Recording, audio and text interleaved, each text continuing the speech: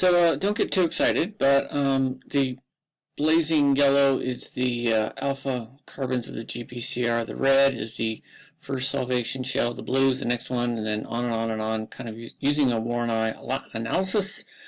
And this is over snapshots of an incredibly short simulation, but nonetheless, stuff is jiggling around.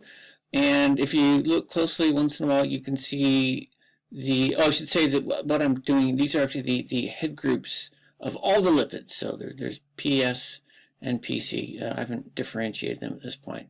But they're moving around and jiggling, and it's kind of cool that you can actually, if you follow it around, you can actually see sometimes a red will turn to a blue, or a blue will turn to a red, and that's when it's hopped out of a particular solvation shell, and that would affect the composition of that solvation shell. So anyway, I thought that was kind of neat. So there you go.